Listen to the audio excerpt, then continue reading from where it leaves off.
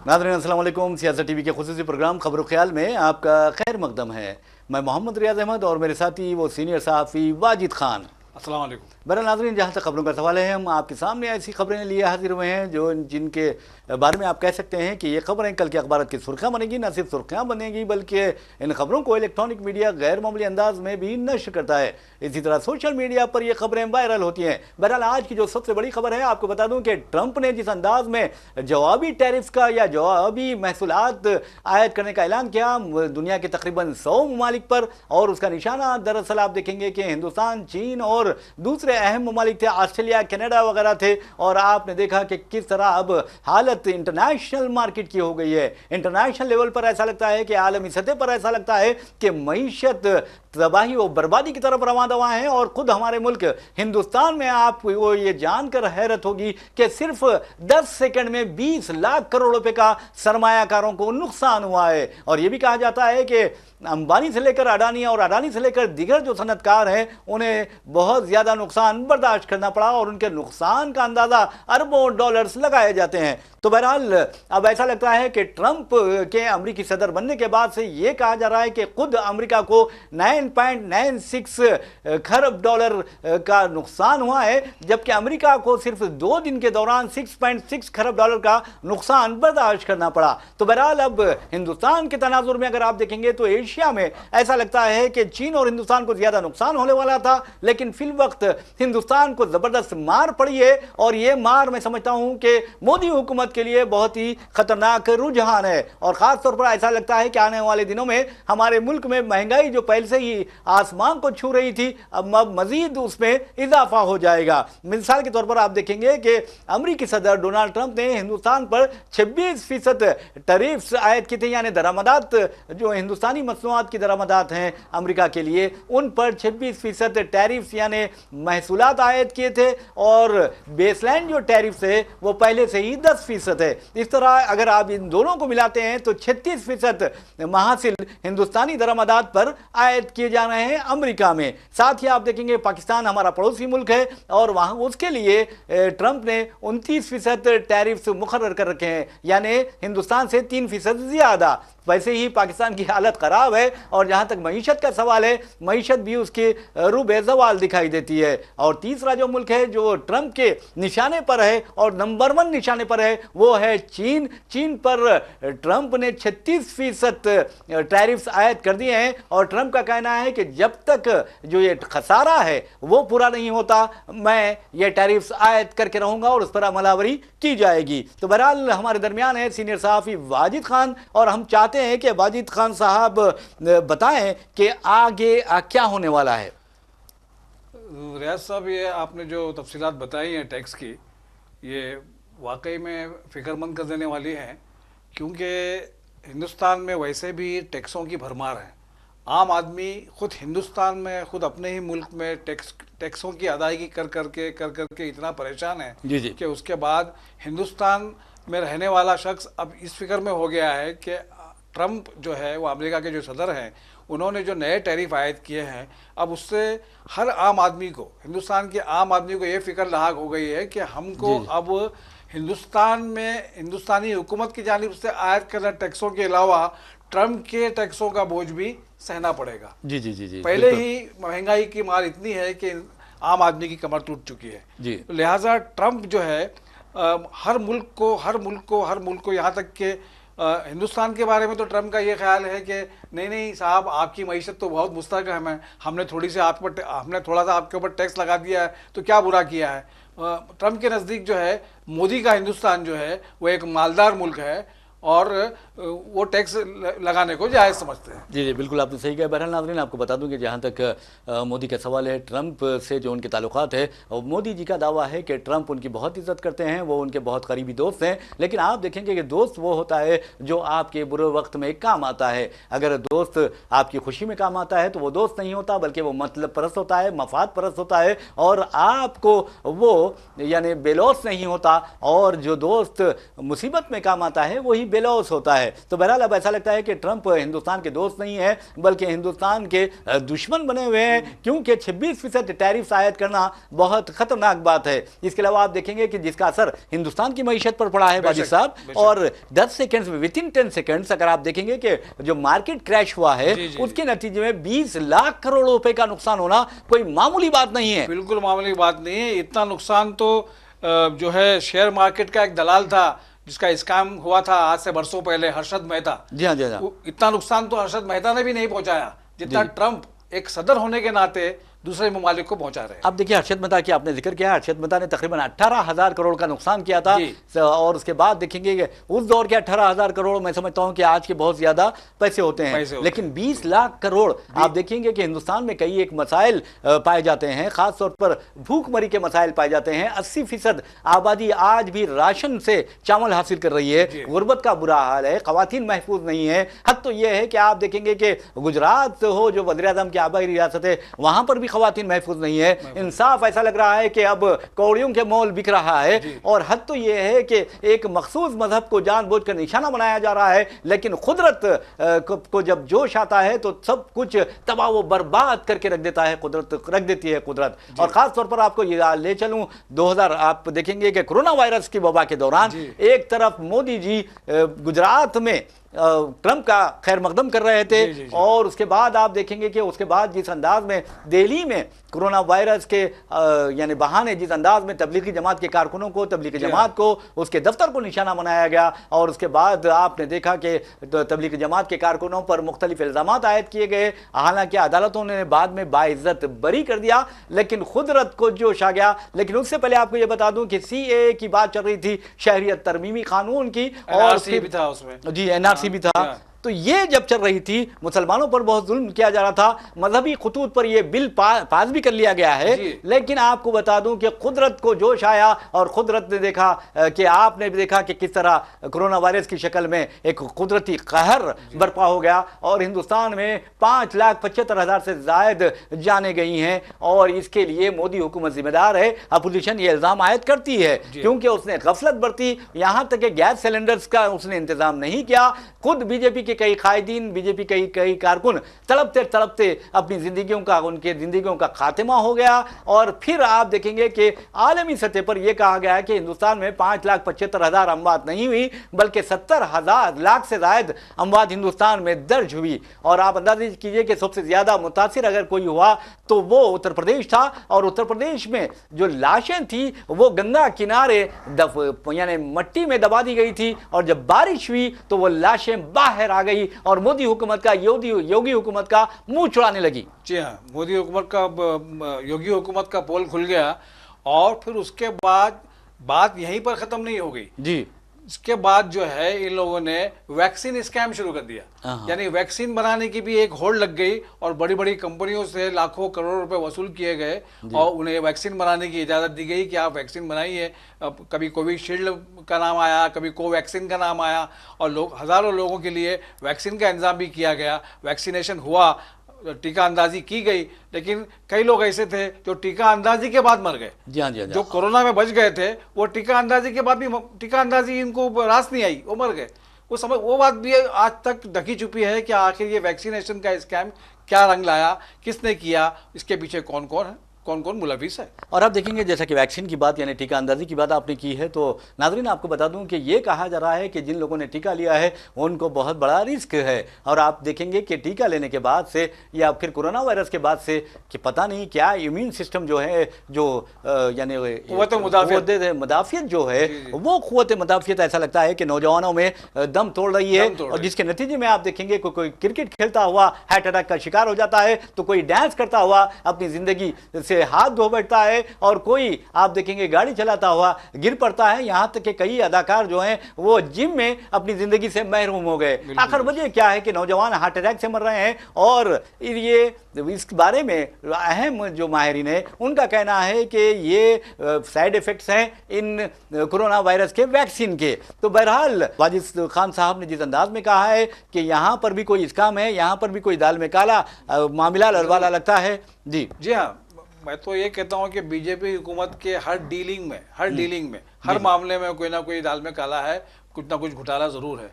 کیونکہ ابھی آپ نے تھوڑی دیر پہلے کہا کہ ایک مخصوص مذہب کو نشانہ بنایا جا رہا ہے. پہلے 3 طلاقوں کی بات آئی, پھر وہ یکساں سول کوڈ, اس کے بعد پھر ابھی وقف جائیدادوں پر بھی جو ہے نظر ہے اور بل قانون بن چکا ہے. اب آگے دیکھنا ہے کہ یہ لوگ کس طرح سے حرکت میں آتے ہیں اور مسلمانوں کو کس طرح سے پریشان کرتے ہیں. راہل گاندھی نے تو یہی بھی کہہ دیا ہے کہ اب مسلمانوں کے بعد عیسائیوں کی باری ہے. عیسائیوں کے کا بھی وقف بورڈ, عیسائیوں کے جو وقف اراضیات ہیں یا وقف جائیدادیں ہیں, ان کا جو پیمانہ ہے, ان کا جو حجم ہے, وہ مسلمانوں سے کہیں زیادہ ہے. تو اب راہل گاندھی نے جب یہ بات کہی ہے تو انہوں نے بھی کہیں نہ کہیں ریسرچ کیا ہوگا, کہیں نہ کہیں انہوں نے تفصیلات حاصل کی ہوں گی, اسی بنیاد پہ تو بات یہ کہی ہوگی نا ریاض صاحب. بالکل آپ نے صحیح کہا ہے. اور ویسے بھی والد صاحب آپ دیکھیں گے کہ انٹرنیشنل لیول پر جو یعنی آئل مارکیٹ ہے اس میں آپ دیکھیں گے کہ زبردست گراوٹ آئی ہے. اس کے باوجود ہماری حکومت پیٹرول اور ڈیزل پر 2 روپے تک کی ایکسائز ڈیوٹی بڑھاتی ہے. اس کے علاوہ آپ گیس سلنڈر جو ہیں چاہے وہ سبسیڈائز ہو یا غیر سبسڈی والے ہوں, ان پر 50 روپے بڑھا دیا گیا ہے. تو یہ کس پر, کیا اڈانی کو اس سے نقصان ہوگا یا پھر امبانی کو نقصان ہوگا؟ ہرگز نہیں ہوگا, بلکہ جو غریب طبقہ ہے اس کو نقصان ہوگا. اور غریب طبقہ ہماری جو آبادی ہے 142 کروڑ, 80% اگر ہندو ہیں تو ہندو متاثر ہوں گے. پھر یہ کئی کی ہمدرد حکومت ہے, سمجھنے نہیں آتا. اور دوسری بات یہ ہے کہ ایک طرف تو یہ سانپ بھی مر جائے اور لاٹھی بھی نہ ٹوٹے والی بات ہے کہ یہ بھی کہا جا رہا ہے کہ ہم نے جو 50 روپے بڑھائے ہیں اس سے صارفین کو کوئی نقصان نہیں ہوگا. جی یہ بات جو ہے بالکل سمجھ سے بالاتر ہے کہ آخر یہ بات کیوں کہی جا رہی ہے. ارے بھائی, جیسے ہی پیٹرول کے ریٹ بڑھتے ہیں, گیس سلنڈر کے ریٹ بڑھتے ہیں, تو آٹومیٹیکلی اشیاء خوردنی کی دام جو ہے اپنے آپ بڑھنے لگتے ہیں. جو ڈوسا پہلے 25 روپے میں ملتا تھا, اب اس کا قیمت 30 روپے ہو جائے گی. جو اڈلی سامبر کھانے والے جو 30 روپے میں کھا لیتے تھے, اب 40 روپے ہو جائے گا.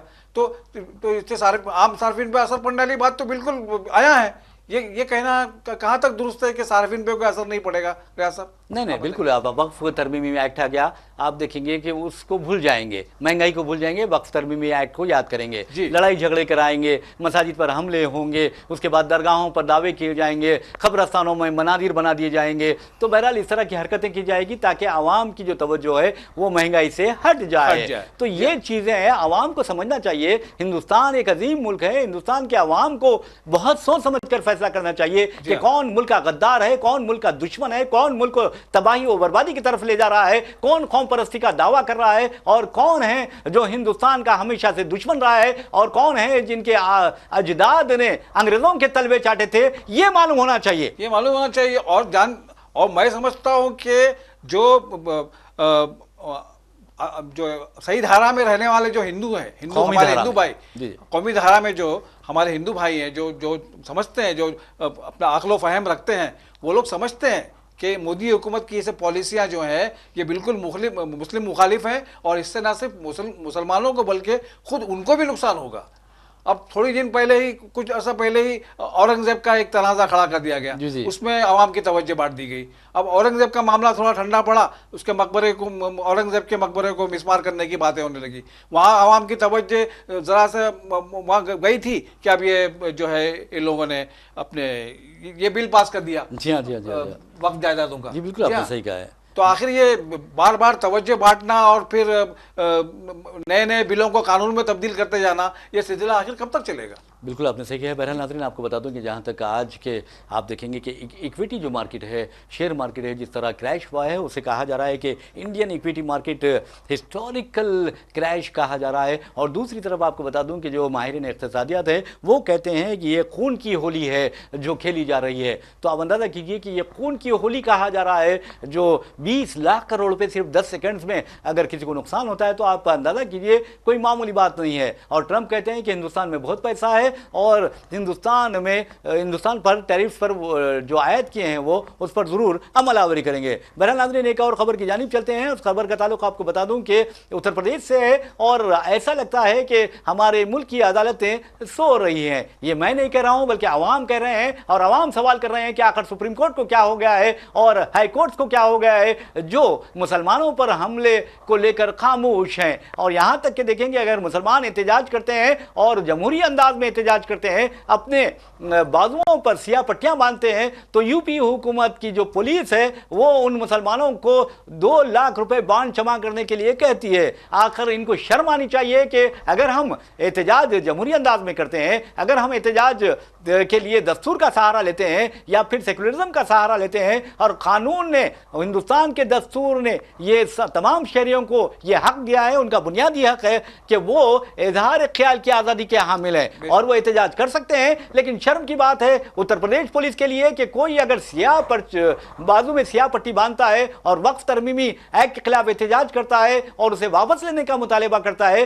تو یہ 2 لاکھ روپے کا بانڈ دینے کا اسے پابند بناتے ہیں. اور دوسری طرف آپ دیکھیں گے کہ اردو کے ممتاز شاعر منور رانا کی بیٹی سمیہ رانا کو ان کا خاندان کا کہنا ہے کہ 10 لاکھ روپے بانڈ جمع کرنے کی ہدایت دی گئی ہے اور پولیس کی جانب سے, اور کہا گیا کہ یہ تم نے وقف ترمیمی قانون کے تعلق سے جو پوسٹ کیا ہے اس کی پاداش میں یہ بانڈ جمع کرنے کی تمہیں ہدایت دی جاتی ہے. اس سے بڑھ کر شرم کی بات کیا ہوگی کہ اب کیا مسلمان ہندوستان میں احتجاج بھی نہیں کر سکتے؟ جی ہاں, اس معاملے کو بھی کافی اٹھایا گیا ہے کیونکہ احتجاج کرنا ہر مسلمان ہی نہیں بلکہ ہر ہندوستانی شہری کا پیدائشی حق ہے اور جمہوری حق ہے, فنڈامنٹل رائٹ ہے, فنڈامنٹل رائٹ ہے. اور اگر کوئی معاملہ ان کے مذہب کے خلاف, کوئی بات ان کے مذہب کے خلاف, کوئی بات ان کے رسول کے خلاف, اللہ رسول کے خلاف ہوتی ہے تو احتجاج کرنا اس کا ان کو پورا حق ہے. اور احتجاج پر اگر پولیس ایکشن میں آتی ہے تو یہ تو بربریت کی ایک ایسی مثال ہے جو ہندوستان کے سوا اور تو کہیں نہیں مل سکتی. کہاں جا رہا ہے ہندوستان واجد صاحب؟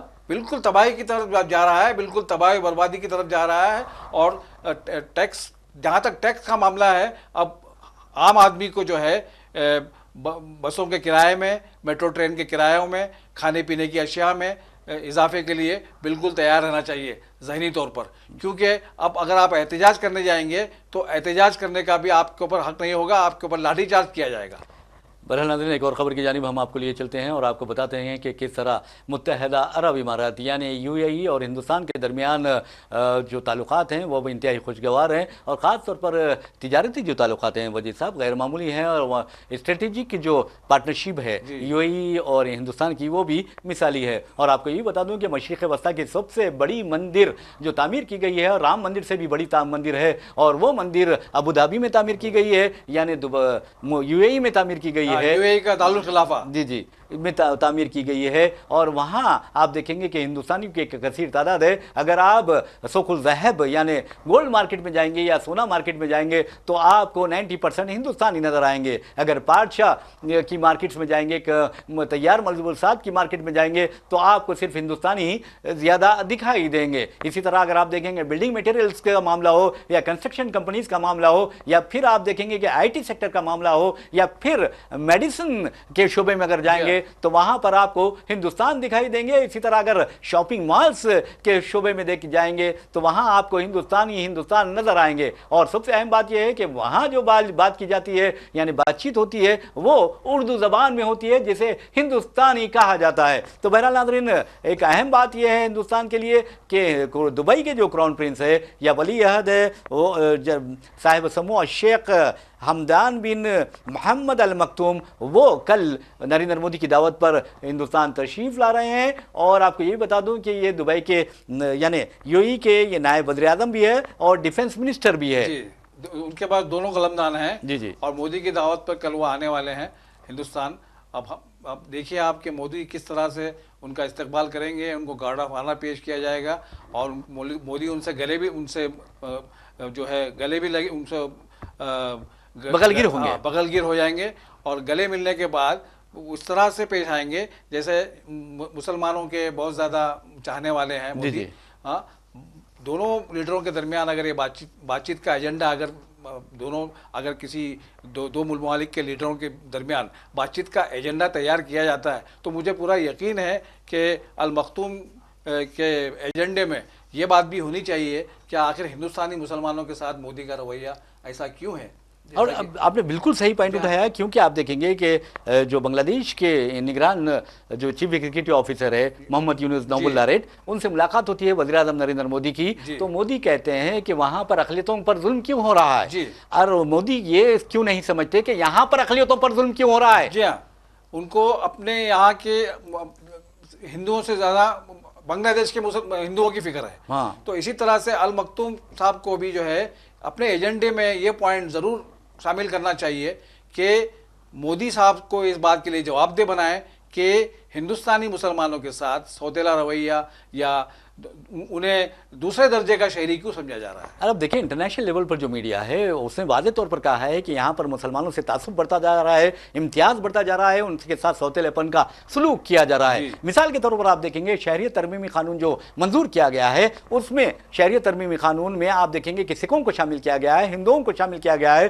بدھسٹوں کو شامل کیا گیا ہے, جین کو شامل کیا گیا ہے, کرسچنس کو شامل کیا گیا ہے. اگر کسی کو چھوڑ دیا گیا ہے تو وہ مسلمان ہے. تو اس کا مطلب یہ ہوا اگر آپ قانون کے ایک معمولی طالب علم سے بھی بات کرتے ہیں اور اسے پوچھتے ہیں تو کیا یہ بل جو شہریت ترمیمی قانون مودی حکومت نے منظور کیا وہ کہ مذہب پر مبنی نہیں ہے, تو وہ ضرور کہے گا کہ یہ مذہب پر مبنی بل ہے اور اسے فوری مسترد کرنا چاہیے. لیکن افسوس کی بات یہ ہے کہ ہماری عدالتیں خاموش ہیں. بالکل خاموش ہے صاحب, کیونکہ عدالتوں میں, فوج میں, بلکہ آپ ہندوستانی حکومت کے ہر محکمے میں اگر آپ جھانک کے دیکھیں تو وہاں پر پورے RSS کے ذہنیت والے لوگ بٹھا دیے گئے ہیں. جی جی, چاہے وہ عدلیہ بھی اس سے جو ہے مبرا نہیں ہے. تو اب جب لوگ ایسی ذہنیت کے لوگ بٹھا دیے جائیں گے تو لازمی بات ہے کہ وہ مسلمانوں کے فیور میں بات تو کریں گے نہیں, وہ تو مودی حکومت کے ہی ہاں میں ہاں ملائیں گے. اب دیکھنا یہ ہے کہ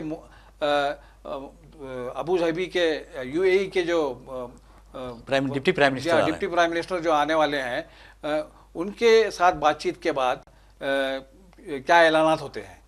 جی جی جی جی. بہرحال ناظرین آپ کو بتا دوں کہ وزیر اعظم نریندر مودی کی اگر کہیں عزت ہے تو عرب ممالک میں بہت زیادہ عزت ہے. وہ فوراً آگے بڑھتے ہیں, ان سے بغلگیر ہو جاتے ہیں. اگر میں سمجھتا ہوں کہ عرب روایت کے مطابق اگر بوسے لینے کا بھی اگر فن آتا تو میں سمجھتا ہوں کہ وہ بوسے بھی لینا شروع کر دیتے. ویسے بھی عرب ممالک نے انہیں اپنے ممالک کے اعلیٰ ترین اعزازات سے نوازا ہے. کم از کم انہیں اس بات کا احساس ہونا چاہیے کہ عرب ممالک سے جو اربوں ڈالرز ریمیٹنس آتے ہیں ہمارے پاس, اس کے لیے کم از کم یہ بتا سکتے ہیں اپنے ہندوتوا کی طاقتوں کو کہ دیکھو مسلم ممالک سے اتنے پیسے آتے ہیں. بے شک, اور کتنے ہندو وہاں پر برسر روزگار ہیں, لاکھوں کی تعداد میں بڑے بڑے عہدوں پر ہیں. جی ہاں, اگر وہاں کے حکمراں ان کے خلاف ہو جائیں اور ان کو ملک بدر کرنا شروع کر دیں تو پھر بتائیں یہ ملک کی معیشت کا کیا حال ہوگا. لیکن ہم کبھی ایسا نہیں چاہیں گے کیونکہ ہندوستان ہے, ایک عظیم ملک ہے, یہاں پر ہندو مسلم سکھ عیسائی سب مل کر رہتے ہیں. اور آپ کو یہی بتا دوں واجد صاحب کہ جس انداز میں زبان کی بنیاد پر ان میں محبت پائی جاتی ہے, خاص طور پر ملیالم جو لوگ ہیں, آپ وہاں دیکھیں گے کوئی مسلمان نہیں نہ کوئی ہندو میں فرق محسوس ہوگا,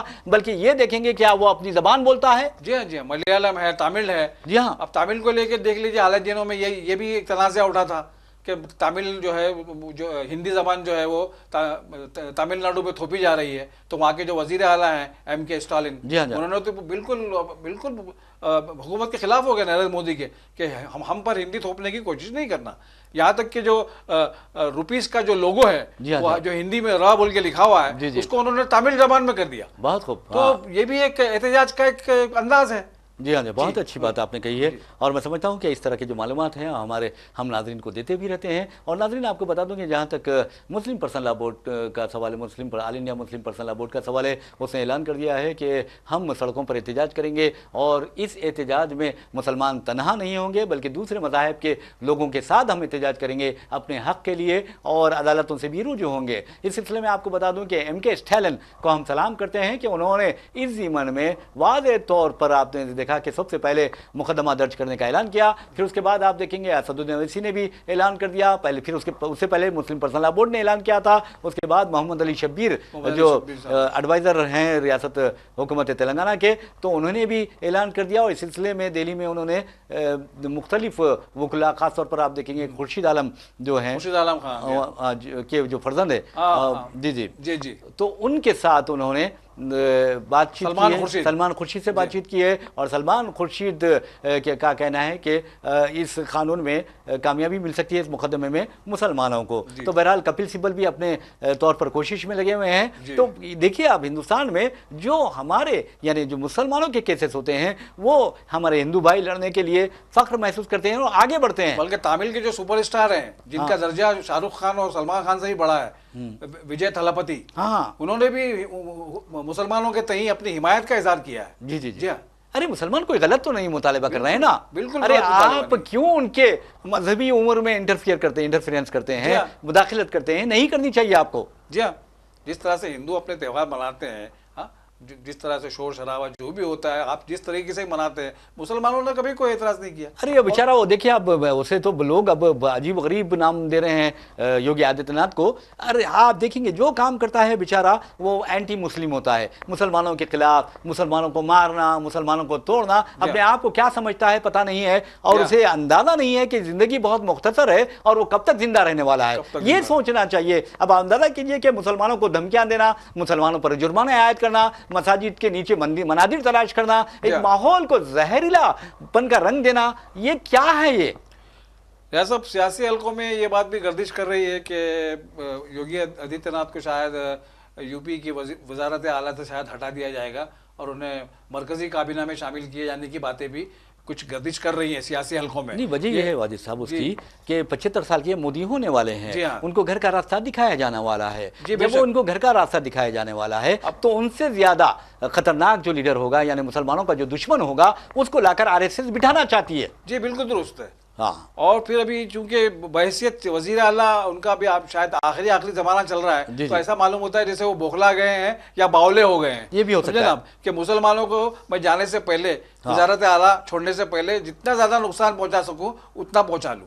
ارے آپ نقصان پہنچاؤ یا فائدہ پہنچاؤ, ان کے نصیب میں جو ہے وہ ہو کے رہے گا. اور مسلمانوں کو بھی میں سمجھتا ہوں کہ چوکس ہو جانا چاہیے, انہیں یہ سوچ لینا چاہیے کہ آج وہ ہندوستان میں اگر پریشان ہیں تو کس لیے پریشان ہے, آج دنیا میں پریشان ہے تو کس لیے پریشان ہے. مسلمانوں کو بھی اپنا محاسبہ کرنا چاہیے. اب اندازہ کیجئے کہ اگر بغداد کی تاریخ آپ اٹھاتے ہیں, مسلمانوں کی اسلام کی تاریخ اٹھاتے ہیں, تو آپ چنگیز خان کی دیکھیے آپ کس طرح ظلم ڈھائے تھے مسلمانوں پر. بغداد کو تباہ و تاراج کر دیا گیا تھا, اور حد تو یہ ہے کہ دریائے فرات میں اس کی قدر کتابیں وہاں پر دیکھیں گے کہ ہاؤس آف وزڈم جو تھا, تو اس سے وہاں دیکھیں گے کہ آپ کتابیں اس قدر بہائی گئی تھی کہ دریا کا پانی سیاہ ہو گیا تھا.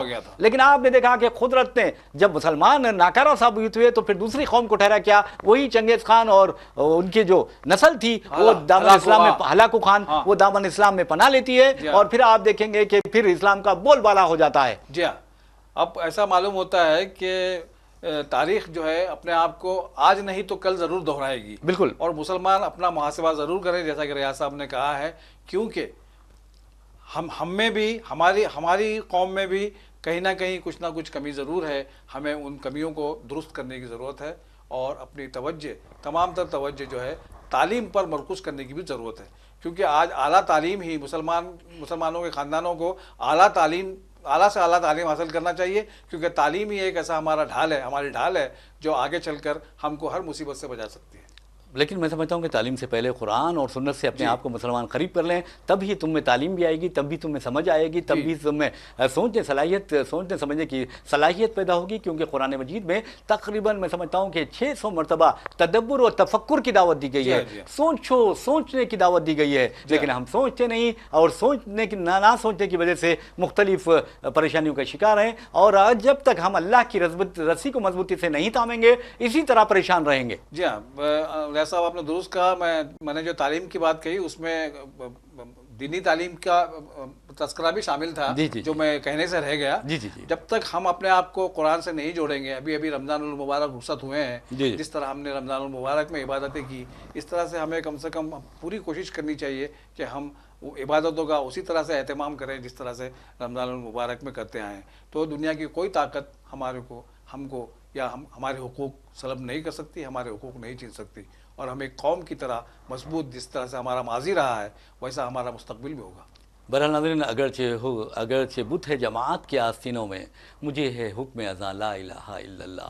تو آپ کو بتا دوں کہ فلسطینیوں پر جو ظلم ہو رہا ہے, اسرائیل جس طرح کے ظلم ڈھا رہا ہے, اس سے میں سمجھتا ہوں کہ شیطان بھی شرما رہا ہوگا. انسانیت سسک رہی ہے, تڑپ رہی ہے, بلک رہی ہے. لیکن ہم سلام کرتے ہیں ونیا اگروال کو, جنہوں نے, آپ کو بتا دوں کہ یہ مائکروسافٹ کی Indian American soft where engineer ہیں. انہوں نے ایک یعنی ہلچل مچا دی, اور جب माइक्रोसॉफ्ट की 50वीं सालगिरह तकारीब मनाई जा रही थी, उसमें जबकि वहाँ के CEO भी मौजूद थे, उन्होंने नाडेला से लेकर हर किसी को तनकीद का निशाना बनाया और कहा कि माइक्रोसॉफ्ट इसराइली जो डिफेंस है, इसराइली आर्मी है, उसको आर्टिफिशियल इंटेलिजेंस के आलात फराहम कर रहा है, इस तरह उसके हाथ खून से रंगे हुए हैं। तो बहरहाल इस Indian origin software engineer वनिया Agarwal ने नौकरी भी छोड़ दी है और कहा है कि आज जो फ़लस्तीनियों का कत्ल हो रहा है उसके लिए माइक्रोसॉफ्ट ही जिम्मेदार है। इसके अलावा आप देखेंगे कि एक और खातून ने जो मुस्लिम है, उन्होंने भी बहुत ही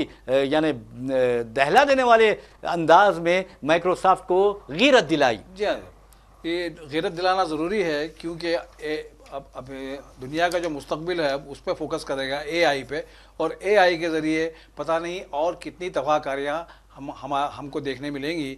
और ऐसे वक्त में कुछ जो IT से ताल्लुक़ रखने वाले हैं या माइक्रोसॉफ्ट जैसी बड़ी कंपनियों से ताल्लुक़ रखने वाली लड़कियां या तालिबात हैं, वो अगर इस तरह का एहतजाज करती हैं तो यकीनन हम सब के लिए बाइस फ़ख्र है।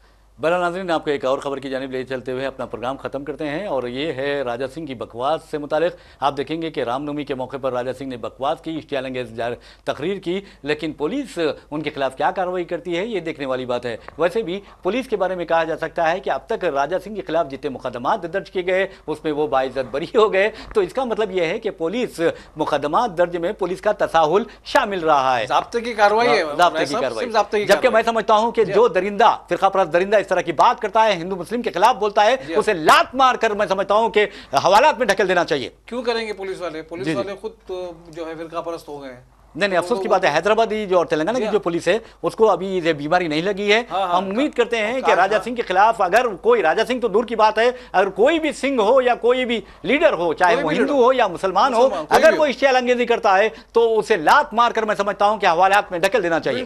बिल्कुल बगैर बिला लिहाज मजहब व मिल्लत। जी हाँ, जो भी इश्तियालंगेज़ी करता है उसको गिरफ्तार करने की जरूरत है। बहरहाल नाज़रीन, इसके साथ हम अपना प्रोग्राम खबर ख्याल इख्तिताम को पहुंचाते हैं। अपने मेज़बान मोहम्मद रियाज अहमद और हमारे मेहमान वाजिद खान को इजाज़त दीजिए। इंशाल्लाह फिर मुलाकात होगी, फिर बात होगी। तब तक के लिए अल्लाह हाफ़िज़। अल्लाह हाफ़िज़।